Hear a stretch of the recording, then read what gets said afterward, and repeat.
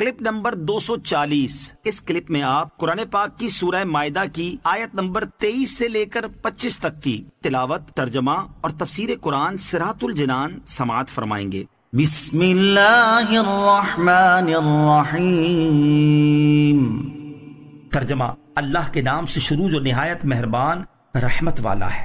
قال رجلان من الذين يخافون أنعم الله عليهم ادخلوا عليهم الباب فإذا دخلتموه فإنكم غالبون وعلى الله فتوكلوا إن كنتم مؤمنين۔ ترجمہ، اللہ سے ڈرنے والوں میں سے وہ دو مرد جن پر اللہ نے احسان کیا تھا، انہوں نے کہا شہر کے دروازے سے ان پر داخل ہو جاؤ، تو جب تم دروازے میں داخل ہو جاؤ گے تو تم ہی غالب ہوگے، اور اگر تم ایمان والے ہو تو اللہ ہی پر بھروسہ کرو۔ قال رجلان، دو آدمیوں نے کہا۔ بنی اسرائیل نے بزدلی دکھا دی تھی، مگر دو حضرات غالب بن یوکنہ اور یوشع بن نون رضی اللہ تعالی عنہما نے جرت مندی کا مظاہرہ کیا۔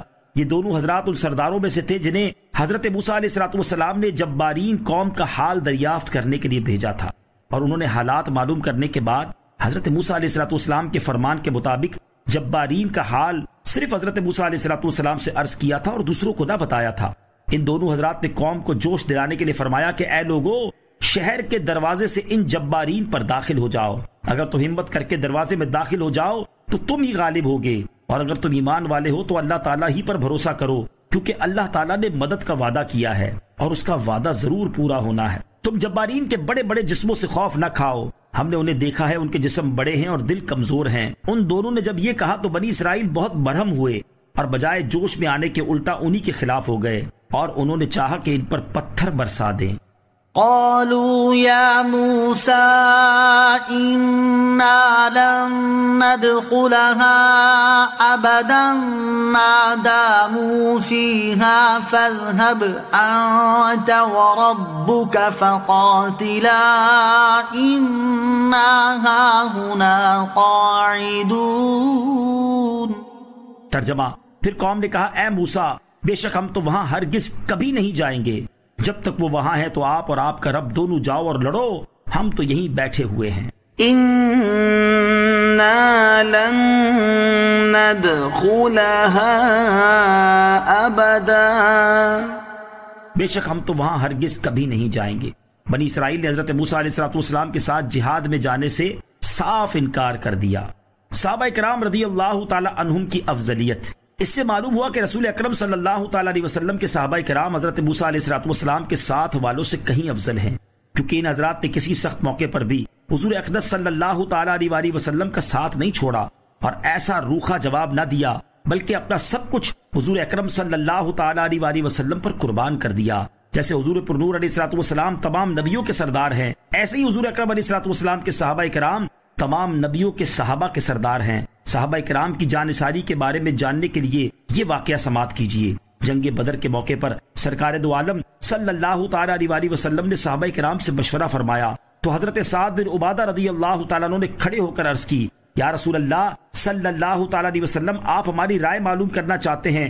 اس ذات کی قسم جس کے قبضہ قدرت میں میری جان ہے، اگر آپ علیہ السلام ہمیں سمندر میں کود جانے کا حکم ارشاد فرمائیں تو ہم اس میں کود جائیں گے۔ انصار کے ایک معزز سردار حضرت مقداد بن اسود رضی اللہ تعالیٰ عنہ نے عرض کی، یا رسول اللہ صلی اللہ تعالیٰ علیہ وسلم، ہم حضرت موسیٰ کی قوم کی طرح یہ نہ کہیں گے کہ آپ اور آپ کا خدا جا کر لڑیں، بلکہ ہم لوگ آپ صلی اللہ تعالیٰ علیہ وسلم کے دائیں سے، بائیں سے، آگے سے، پیچھے سے لڑیں گے۔ یہ سن کر رسول اکرم علیہ السلام کا چہرہ انور خوشی سے چمک اٹھا۔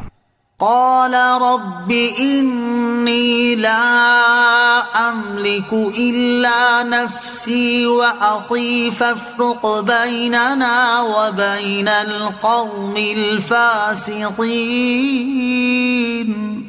ترجمہ، موسیٰ نے عرض کی، اے میرے رب، مجھے صرف اپنی جان اور اپنے بھائی کا اختیار ہے، تو ہمارے اور نافرمان قوم کے درمیان جدائی ڈال دے۔ قال ربی، موسیٰ نے عرض کی، اے میرے رب۔ حضرت موسیٰ علیہ السلام نے اپنی قوم کے جواب سے غمزدہ ہو کر اللہ تعالیٰ کی بارگاہ میں عرض کی کہ مولا مجھے صرف اپنی جان اور اپنے بھائی ہارون کا اختیار ہے، تو ہمارے اور نافرمان قوم کے درمیان جدائی ڈال دے اور ہمیں ان کی صحبت اور قرب سے بچا، اور یہ کہ ہمارے اور ان کے درمیان فیصلہ فرما دے۔ آیت قال رب انی لا املک سے معلوم ہونے والے مسائل۔ اس آیت سے 3 مسئلے معلوم ہوئے۔ نمبر 1، بروں سے علیحدگی اچھی چیز ہے جس کی حضرت موسیٰ علیہ السلام نے دعا مانگی۔ نمبر 2، بروں کی برائی سے نیک بھی بعض اوقات مشقت میں پڑ جاتے ہیں، جیسا کہ ان نافرمانوں کی وجہ سے حضرت موسیٰ علیہ السلام کو بھی مقام طیہ میں قیام فرمانا پڑا، اگرچہ اللہ تعالیٰ نے آپ علیہ السلام کے لیے سہولت میسر فرما دی تھی۔